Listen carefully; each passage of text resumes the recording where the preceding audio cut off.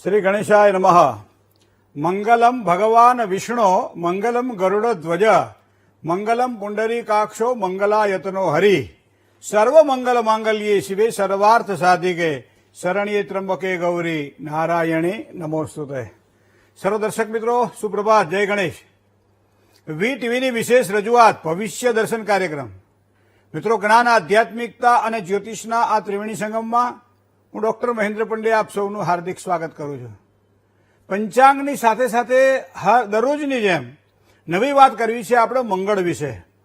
સાથે સાથે આપના પ્રશ્નોના જવાબ, 12 રાશિનું કેવું રહેશે આજનો દિવસ, શું કરવાથી લાભ થાય, શું કરી તો નુકસાન, કયા મંત્રનો જાપ અને શાનું કરવું જોઈએ દાન, શુભત્વને આપવાવાળો સમય કયો છે, કયો સમય સાચવીને કામકાજ કરવું જોઈએ, કઈ દિશા સારી, જેની આજે જન્મ તારીખ છે, જેની આજે મેરેજ એનિવર્સરી છે, એના માટે આગામી વર્ષ રહેશે કેવું, આ બધી જ વાતોને આપણે આજે લઈએ ભવિષ્ય દર્શન કાર્યક્રમની અંદર. હંમેશની જેમ શરૂઆત કરીએ પંચાંગથી.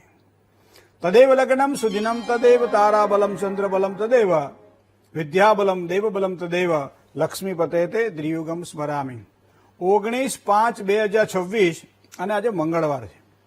અધિક મહિનો ચાલી રહ્યો છે અત્યારે, એમાં પાછી શુક્લ પક્ષ એટલે અજવાળિયું છે. ત્રીજ તિથિ છે આજે. નક્ષત્ર એ આદરા છે, ઘ્રતિ યોગ છે અને ઘર છે કરણ. આ થયું પંચાંગ. રાશિનો જે ચંદ્રમા છે એ મિથુન રાશિનો છે. હવે મિથુન રાશિ એટલે જેના અક્ષર છે ક, છ અને ગ. તો મિથુન રાશિવાળા જાતકો માટે આજનો દિવસ મંગલમય રહેશે. સાથે સાથે જે કોઈ જાતકોનો આજે જન્મ થાય એની રાશિ મિથુન રહેશે. તો આ પ્રમાણે થયું આજનું પંચાંગ. જય ગણેશ. હવે દિન વિશેષની અંદર ઘણા બધા પ્રશ્નો આપણને આવતા હોય છે અને પ્રશ્નોના સમાધાન માટે આપણે જ્યોતિષના માર્ગદર્શનથી પ્રયત્ન કરતા હોઈએ છીએ. બાળકને અભ્યાસ માટે એને યોગ્ય પસંદગી કરવી છે, પણ યોગ્ય પસંદગી થતી નથી અને એના કારણે એ બાળક બીજા બધા એના મિત્રોનું અને એના બધા જ સાથે રહેવાવાળા જે કહેવાય કે વિદ્યાર્થીઓ મિત્રોનું એ ધ્યાન રાખી અને આગળ અભ્યાસ પસંદ કરે છે, પણ એ વિદ્યાસમાં આગળ જતા એને ટપ્પી નથી પડતી, જેના કારણે એના ક્રોધ વધે છે અને ક્રોધ વધે છે જેના કારણે આગળ અભ્યાસ નથી કરતો. મા બાપની આ ચિંતા આપણને પ્રશ્નો દ્વારા જોવા મળે છે. ધંધાકીય ક્ષેત્રની અંદર કોઈ પણ વ્યક્તિની સાથે ડીલ કરતી વખતે નાનકડી બાબતમાં ગુસ્સો આવી જાય છે અને જેના કારણે જે કંઈ પ્રપોઝલ આપણે મૂકી હોય એ પ્રપોઝલ આપણી પાસ થતી નથી, જેના કારણે ડીલ રોકાય છે. ધંધામાં આગળ વધી શકાતું નથી. ખૂબ સારી મહેનત કર્યા પછી આપણે એક આખું લેઆઉટ તૈયાર કર્યું હોય છે ધંધાનું, અને છતાં એક નાનકડી ભૂલ ક્રોધના કારણે એ આખા ધંધાને ચોપટ કરી નાખે છે. ત્રીજી વસ્તુ, લગ્ન જીવનની અંદર સગપણમાં ખૂબ સારું હતું, સારી એવી સગાઈનો 3-4 મહિના જેવો કે એથી વધારે ટાઈમ થોડો રહ્યો. લગ્ન કર્યા, લગ્ન પછી 1-2 મહિનાની અંદર પતિ અને પત્ની વચ્ચે દાંપત્ય જીવનમાં તકરારોની શરૂઆત થઈ. તો તકરારોની શરૂઆતનું કયું એવું કારણ હશે કે જેના કારણે આ તકરારો વધી અને એના કારણે 1-1.5 મહિનાની અંદર જે પતિ પત્ની ખૂબ જ સારી રીતે પ્રેમ કરતા હતા એ અત્યારે જેને કહેવાય ને કે એવા ઝેર મોઢામાંથી નીકળવા માંડ્યા, જેને આપણે ક્રોધનું સ્વરૂપ આપીએ છીએ અને એના કારણે પત્ની પિયર છે, પતિ અહીં છે અને બંને જણા આ રીતે અલગ અલગ વિયોગ સહન કરી રહ્યા છે. તો તેના કયા કારણ હોઈ શકે? આવી ઘણી બધી બાબતો મારા તમારા જીવનમાં જોવા મળે છે મિત્રો. તો મને લાગે છે કદાચ આનો ઉકેલ આપણને ક્યાંક શું કુંડળીમાં મળશે. તો કુંડળીમાં જો જોવાની જરૂરિયાત હોય તો આપણે 3-4 રાશિને પ્રાધાન્ય આપીએ. એક રાશિ મેષ રાશિ છે, એક રાશિ છે એ વૃશ્ચિક રાશિ છે, એક રાશિ છે એ મકર રાશિ છે ને એક રાશિ છે કર્ક રાશિ છે. તો પ્રથમ વાત કરીએ આપણે મિત્રો અંગાર યોગની. તો અંગાર યોગ અને એનો પ્રભાવ આ કુંડળીમાં તમે જોઈ લો, તમને એમ ખબર પડે કે આ અંગાર યોગ મારા જીવનમાં શું પીડા આપી રહ્યો છે, આ અંગાર યોગ શું મને ક્રોધ મારો વ્યાપ્ત થઈ રહ્યો છે. તો આ વાત કરીએ આપણે અંગાર યોગની. હવે જુઓ, સામાન્ય તમારી જન્મકુંડળીમાં મંગળ જે છે એ પહેલા સ્થાનમાં હોય, અથવા તો લાગણીનું સ્થાન એટલે ચોથા સ્થાનમાં હોય, અથવા તો એ રોગ અને શત્રુનું સ્થાન એટલે 6થા સ્થાનમાં હોય, એ ઉપરાંત આયુષ્ય અને આરોગ્ય એટલે કે 8મા સ્થાનમાં હોય, અને એ ઉપરાંત તમારો વ્યય એટલે 12મા સ્થાનમાં હોય. તો ત્રિશળાય, અમને શળાય કહેવાય છે, બરોબર. તો એ ત્રિશળાય એટલે 3, 6 અને 11. ખાડાના સ્થાન ગણીએ લગ્નથી તો એ 6થું અને 8મું અને 12મું. આ સ્થાનની અંદર આ મંગળને આપણા શાસ્ત્રની અંદર પીડિત કયો છે અને એમાં ખાસ કરી કર્ક રાશિમાં જ્યારે હોય ત્યારે વધારે પીડા આપે છે. આ નાની નાની બાબતોમાં ક્રોધથી જ્યારે વ્યક્તિ પીડા અનુભવતો હોય ત્યારે મારે તમારે આ જોવાની જરૂર છે. કોઈ પણ સમયે જ્યારે આપણે કામ કરતા હોઈએ ત્યારે એ દિવસનું પણ ગણિત આપણે જોતા હોઈએ છીએ જે દિવસે આપણે કામકાજ કરવાનું હોય એ દિવસનું નક્ષત્ર, કારણ કે મંગળના ટોટલ વિશ્વોત્તરી મહાદશા પ્રમાણે 3 નક્ષત્ર હોય છે અને 3 નક્ષત્ર જે છે એ નક્ષત્રમાં બીજા કયા ગ્રહો પરિભ્રમણ કરી રહ્યા છે અને એ પ્રમાણે જો આપણે જોવા જઈએ તો એ નક્ષત્રના આધારે ગ્રહ અને ગ્રહના આધારે રાશિને જોઈએ તો આપણને ખબર પડી જાય કે આ ડીલ આપણા માટે પાસ થશે કે નહીં થાય, આ નોકરીમાં આપણે ઇન્ટરવ્યુ આપી રહ્યા છીએ, આપણને યોગ્ય આવડત પ્રમાણે માર્ગદર્શન મળશે કે નહીં મળે, સારી જોબ મળશે કે નહીં મળે, ધંધાની અંદર આગળ વધાશે કે નહીં વધાય, લગ્ન થશે કે નહીં થાય, આ બધી બાબતો જોઈ શકાય છે મિત્રો. પણ એમાં આ ક્રોધની વાત છે મિત્રો, અંગાર યોગની વાત છે. કારણ કે અંગાર યોગ એનો પ્રભાવ પાથરે તો લગ્ને વેચ પાતાલે જામિત્રે ચાષ્ટમે કુજે કન્યા હરતું ભરતારમ ભરતા હરતું કન્યાકામ. આ બાલબોધ છે કે લગ્નમાં વ્યયમાં જામિત્ર ચાષ્ટમે એટલે અષ્ટમ સ્થાનમાં, બરોબર. આ ઘણા બધા સ્થાન એવા છે કે જેમાં મંગળ હંમેશા પીડાદાયક બને. તમારે યોગ્ય જગ્યાએ તમે જુઓ 500 રૂપિયાનું બૂટ હોય કે 5000 રૂપિયાનું બૂટ હોય, અંદરના ભાગમાંથી કોઈ ખીલી જો વાળી ન હોય ને સીધી એ ખીલી ઉપર આવતી હોય તો એ 5000 રૂપિયાનું બૂટ હોય 50000નું બૂટ હોય, ખીલી વાગવાની ને વાગવાની. એ બહારથી ગમે એટલા તમે સંબંધો સારા રાખો પણ અંદર ક્યાંક ને ક્યાંક આ અંગાર યોગ તમને પીડા ઉત્પન્ન કરે. તો એવા સમયે તમે તમારી કુંડળીમાં જોઈ લો કે આ કુંડળીમાં આવા સ્થાનની અંદર તો મંગળ નથી. હવે એકલો મંગળ હોય તો કદાચ થોડું ઘણું આપણે આ કોમ્પ્રો કરીને પણ આગળ વધી શકીએ. આ તો વાત મારે કરવી છે અંગારની.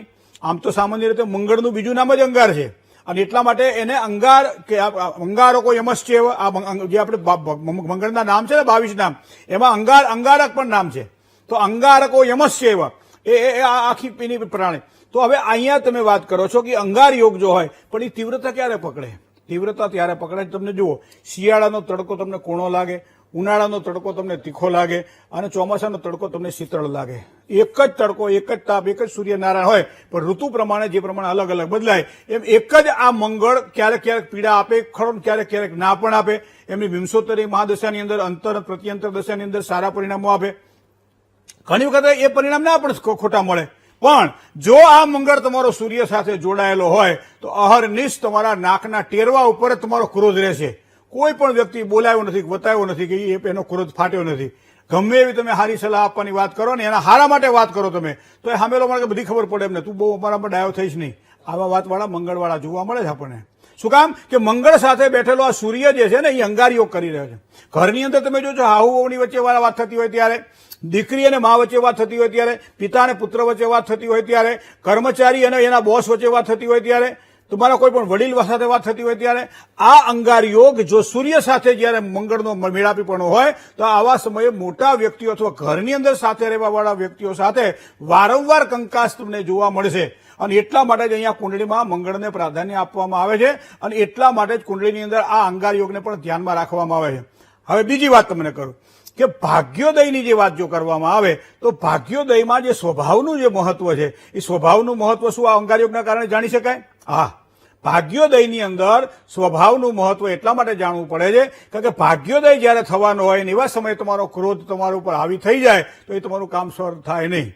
બરાબર છે? ગમે એટલી સારી મહેનત કર્યા છતાંય જો આપણને પરિણામ ના મળતા હોય ત્યારે સમજી લેવાનું ક્યાંક ને ક્યાંક ભાગ્યોદયની અંદર આ મંગળ આપણા માટે પ્રભાવી બન્યો છે, આપણા સ્વભાવને બગાડી રહ્યો છે.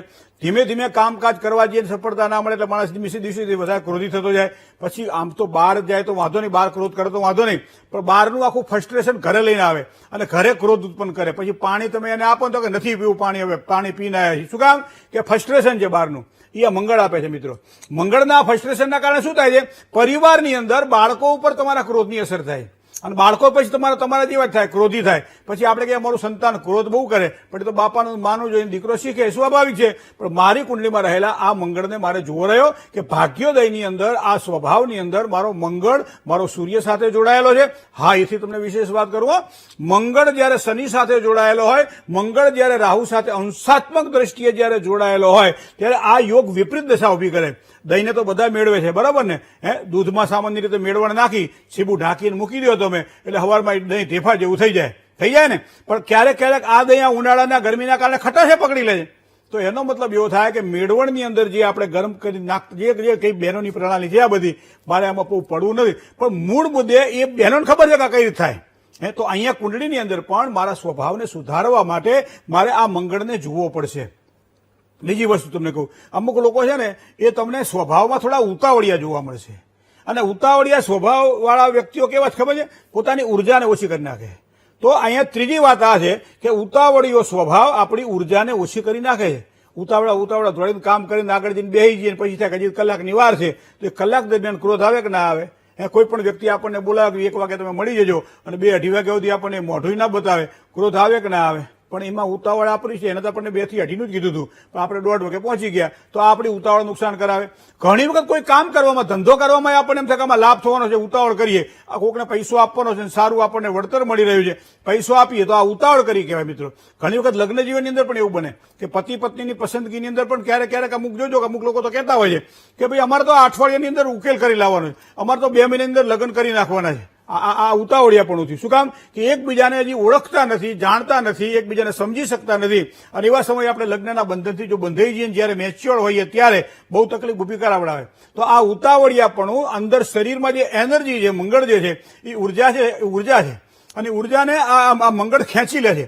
આપણે સામાન્ય રીતે કેમ કે વધારે પડતો ગરમી લાગે એટલે પાણીની અંદર વરાળ થાય, બાષ્પીભવન થાય અને એના કારણે પાણી ચૂસાય. એ જ રીતે ઉતાવળિયા આ સ્વભાવના કારણે અંદર શરીરમાં જે ઉર્જા છે એ ઉર્જાને શોષી લે છે અને એના કારણે આ ઉર્જા આપણા માટે પોઝિટિવ બનવાની જગ્યાએ નેગેટિવ બને છે.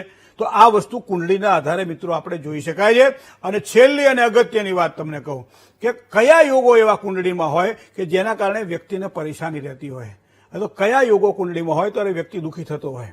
તમે તમારી કુંડળીમાં મંગળ જ્યાં પડ્યો હોય એ મંગળને તમે ધ્યાનમાં લેજો. જો 3જા સ્થાનમાં મંગળ છે, 6ઠ્ઠા સ્થાનમાં મંગળ છે, 8મા સ્થાનમાં મંગળ છે કે 12મા સ્થાનમાં મંગળ છે. બીજું, મેષ રાશિ અને વૃશ્ચિક રાશિની મંગળની પોતાની રાશિ છે, મકર રાશિ એ મંગળની ઉચ્ચની રાશિ છે, પણ કર્ક રાશિ એ ચોથી રાશિ જેને કહેવાય છે એ મંગળની નીચની રાશિ છે. તો કર્ક રાશિની અંદર જો મંગળ પડ્યો હોય અને એમાંય જો કુંડળીની અંદર પાપાક્રાંત બનતો હોય ત્યારે આ વ્યક્તિ હંમેશા પોતાના સ્વભાવના કારણે પીડા અનુભવે અને ક્રોધાત ભવતિ સમોહા સ્મૃતિ વિભ્રમ. આ ગીતાજીનો એ સિદ્ધાંત છે કે હંમેશા ક્રોધ માણસનું પતન કરે, કારણ કે સ્મૃતિ નાશાત પ્રણશ્યતિ, બુદ્ધિ નાશાત પ્રણશ્યતિ, તો એનો વિનાશ થાય છે. તો એનો મતલબ થાય કુંડળીની અંદર પહેલા આ જુઓ. બીજી વસ્તુ તમને કહું, કોઈ પણ સ્થાનની અંદર 1 થી માંડી 12 સ્થાનની અંદર કોઈ પણ સ્થાનની અંદર તમારે મંગળ જોઈ લો અને મંગળ જયારે શનિ સાથે જોડાયેલો, મંગળ જયારે રાહુ સાથે જોડાયેલો, મંગળ જયારે સૂર્ય સાથે જોડાયેલો હોય ત્યારે ક્રોધ ઉપર કાબુ રાખવો પડે. નહીં તો એ આપણા ભેંસના શિંગડા ભેંસને પારે, એ આપણો સ્વભાવ આપણને નડે અને એના કારણે પછી ના રે માન, ના રે કંઈ આપણો વ્યવહાર ચોખ્ખો, ના રે કામ થાય, ના કામ આપણું સુધરે, કોઈ પણ કામમાં આપણને કોઈ સહકાર ના આપે. શું કામ? કે આપણો ક્રોધ કોઈને આગળ ના આવવા દે. તો એવા સમયે આ કુંડળીની અંદર આ યોગો માણસને પરેશાન કરી રહ્યા છે. બીજી વસ્તુ તમને કહું કે મંગળ કયા સ્થાન ઉપર બેઠો છે અને મંગળ કઈ દ્રષ્ટિ કરી રહ્યો છે. કારણ કે દરેક જ્યોતિષીઓને ખબર છે કે દરેક ગ્રહ પોતાના સ્થાનથી 7મા સ્થાન ઉપર દ્રષ્ટિ કરે, પણ મંગળ જ એક એવો ગ્રહ છે કે જે અલગ 2 દ્રષ્ટિ કરે છે. એક 4થા સ્થાન ઉપર દ્રષ્ટિ કરે છે, 7મા સ્થાન ઉપર તો કરે જ છે, પણ સાથે સાથે 8મા સ્થાન ઉપર પણ દ્રષ્ટિ કરે છે. તો પહેલો ભાવ પોતે થયો, સેલ્ફ થયો, ત્યાંથી ચોથો સ્થાન લાગણીનું સ્થાન થયું. ઘણી વખત લાગણી સંતોષાય નહીં ત્યારે વ્યક્તિ ક્રોધ કરતો હોય અને એનાથી 8મું આરોગ્યનું સ્થાન થયું. પોતાની ભૂલો પોતાને સમજાય નહીં અને બીજા ઉપર એ પોતે પછી જાવા નાખે તો એ વ્યક્તિના શરીરની અંદર બળે. મોટાભાગે માથાના દુખાવાવાળા તમે જોજો મંગળવાળા જોવા મળશે, કારણ કે અહીંયા શરીર એનું લોહી ગરમ છે, આપણે કહીએ ને લોહી બહુ ગરમ છે એટલે ક્રોધી છે. તો આ વસ્તુ મંગળના દ્વારા જોવા મળે છે. તો આ પ્રમાણે આ મંગળ જયારે આવો પાપાક્રાંત બનતો હોય ત્યારે એકમાત્ર ભગવાન શ્રી ગણેશજી આ અંગાર યોગના દોષને શાંત કરી શકે છે. મરચું તીખું હોય ને કદાચ ગોળ ખાઈને પાણી પી લઈએ તો મરચાની તીખાશ થોડી ઓછી જીભને લાગે. એ જ રીતે અંગાર યોગ તમને જો પીડા આપતો હોય, ક્રોધ વધતો હોય તો ભગવાન ગણપતિની ઉપાસના કરો. અંગાર યોગ અને એનો ઉપાય પણ આ જ છે કે ભગવાન ગણપતિની વ્યવસ્થિત રીતે દર મંગળવાર ઉપાસના કરો, ચોથના દિવસે ઉપાસના કરો, સંકટ ચતુર્થીનું વ્રત કરો, મંગળવારના દિવસે એકટાણું કરો, આંકડાના મૂળમાં ગોળનું પાણી નાખો, અંગાર યોગ સૂત્રનો પાઠ કરો. સાથે સાથે દર મંગળવાર થાય તો લાલ પેન દ્વારા સફેદ કાગળ ઉપર 8 વખત સંકટનાશન ગણેશ સ્તોત્ર લખી અને ગણપતિ બાપાના મંદિરમાં તમે મૂકી આવો, દાદાને પગે લાગો, ગોળનું નિવેદ ધરાવો, ધરો ચડાવો, ભગવાનને લાલ પુષ્પ ચડાવો અને પગે લાગીને ઓમ ગંગ ગણપતયે નમઃ મંત્રણામાં જાપ કરો. તો આ કરવાથી પણ આપણો અંગાર યોગ કુંડળીમાં શાંત થાય છે. જય ગણેશ. મેષથી માંડી અને મીન રાશિ સુધીના જાતકોનો કેવો રહેશે આજનો દિવસ પણ વાત કરી લઈએ એક નાનકડા વિરામ બાદ સૌ દર્શક મિત્રોનું હાર્દિક સ્વાગત છે ભવિષ્ય દર્શન કાર્યક્રમમાં. મિત્રો કોલર મિત્ર સાથે વાત કરી લઈએ. હેલો. જય ગણેશ.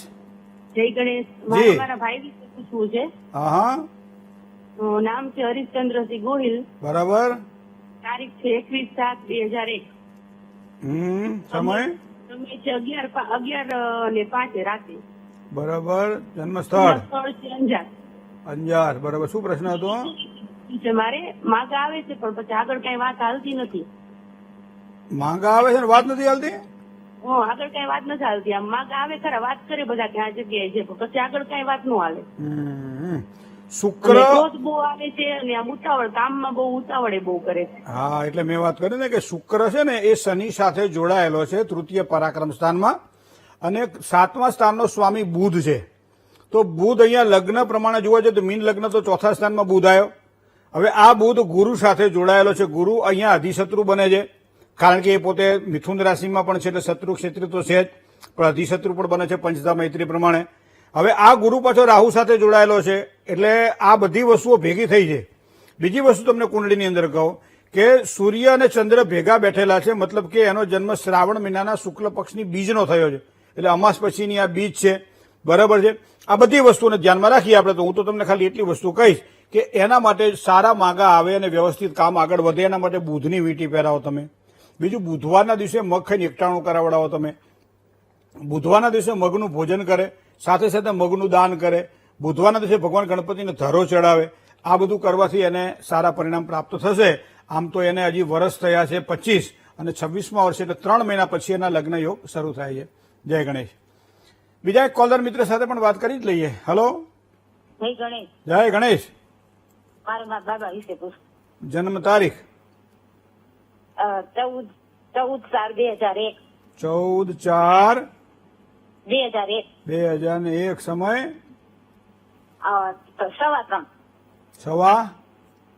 3:15. 3:15 બપોરે. હા. બરાબર. જન્મ સ્થળ ભાડુકિયા. ક્યાં આવ્યું? હા, ચાલોડની બાજુ. અચ્છા, શું પ્રશ્ન હતો? એમ ધંધા વિશે પૂછવું છે. એટલે ધંધો કરે છે, કરવાનો છે કે હજી નથી કર્યો? એ ધંધો કરે છે પણ એમાં એને લાભ નથી મળતો. મેં કે ટીનું છે સોનાની, સોના ચાંદીનું કામ આવે ને એમ. હા, મેષાધિપતિ મંગળ કુંડળીની અંદર જો જોવા જઈએ તો એ પોતે અહીંયા જે એનું સ્થાન જે બળ મળવું જોઈએ મંગળને, એ મંગળના સ્થાનનું બળ મળતું નથી. તો એક વસ્તુ તો આ છે. 5મા સ્થાનમાં મંગળ હોવાના કારણે ભાગ્ય તો ખૂબ સારું છે, પણ હજી સમય બરાબર પાક્યો નથી. બીજું, ચંદ્રની મહાદશા પણ અત્યારે ચાલી રહી છે, અને કુંડળીની અંદર આ ચંદ્ર જે છે એ ભાગ્યસ્થાનના સ્વામી સાથે જ બેઠેલો છે. તો હવે શું કરીએ તો સારો લાભ થાય? તો ધંધાની અંદર સારી સફળતા માટે મહાદેવજીની પૂજા કરે તો વધારે સારી સફળતા મળે. તો ચંદ્રની વીંટી પહેરી શકાય છે, મહાદેવજીની પૂજા કરી શકાય છે, ઓમ નમઃ શિવાય મંત્રનો જાપ કરી શકાય છે, દર સોમવારના દિવસે ચોખાનું દાન કરી શકાય છે, મહાદેવજીને દર સોમવારે દૂધ દ્વારા અભિષેક કરી શકાય છે. તો આ પ્રમાણે કરવાથી ધંધાની અંદર સારો ફાયદો થશે. જય ગણેશ. હવે આપણે વાત કરીએ મેષ રાશિની. તો મેષ રાશિમાં અક્ષર તમારા અલય છે, તો મેષ રાશિ છે, સ્વામી છે એનો મંગળ. ધન સંબંધી આજે કંઈક સારો સુધારો જોવા મળે, સારો વધારો થાય તેવા યોગ બની રહ્યા છે. બીજું, સમસ્યાઓ કોઈ પણ પ્રકારની હોય આજના દિવસ માટે સારું માર્ગદર્શન મળશે. માતાની તબિયતની બાબતમાં થોડું સાચવીને કામકાજ કરવું પડશે. પરિસ્થિતિમાંથી તો માર્ગ ચોક્કસ મળશે, કારણ કે આજનું ગ્રહબળ નક્ષત્ર પ્રમાણે તમારું આ પ્રમાણે ચાલી રહ્યું છે. હવે વાત વૃષભ રાશિની કરીએ. વૃષભ રાશિ એટલે બહુ અક્ષર છે, તો વૃષભ રાશિવાળા જાતકોને આજે ઉત્સાહમાં વધારો થાય. ભાઈઓ સાથે, પરિવારજનોના સભ્યો સાથે આજે થોડોક સહકાર સારો મળશે. એના કારણે આજે ઉત્કર્ષ થશે. અમૂલ્ય વસ્તુઓ કોઈ એવી હોય જે પ્રાપ્ત કરવા માટે ઘણા સમયથી આપ મહેનત કરી રહ્યા છો, તો આજનો દિવસ આ મેળવવા માટેનો સારો સમય છે. પણ અગત્યના અને મહત્વપૂર્ણ કોઈ નિર્ણયો લેવાના હોય તો થોડું સાચવીને લેવા, એ પણ આજના દિવસ માટે સમજવા જેવી વાત તો ખરી. હવે વાત કરીએ મિથુન રાશિની, જેના અક્ષર ક, છ અને ગ છે. આર્થિક સ્થિતિ મિથુન રાશિના જાતકોની આજે મજબૂત બનશે. ધન, પદ અને પ્રતિષ્ઠામાં વધારાની સારી સંભાવનાઓ દેખાઈ જાય છે. પરિવાર હોય, ચાહે સંતાનો હોય, કોઈ પણ પ્રકારના પ્રશ્નો જો હશે તો આજના દિવસ માટે હળવા બનશે. માતાના આશીર્વાદ મળે એટલે સમજી લો બધા જ કાર્ય આપણા પરિપૂર્ણ થશે. તો આજનો દિવસ તમારા માટે ધન પ્રાપ્તિ માટે પણ સારો દેખાઈ રહ્યો છે. જય ગણેશ. કર્ક રાશિથી માંડી અને મીન રાશિ સુધી અને આપના પ્રશ્નોના જવાબ એ પણ લઈએ નાનકડા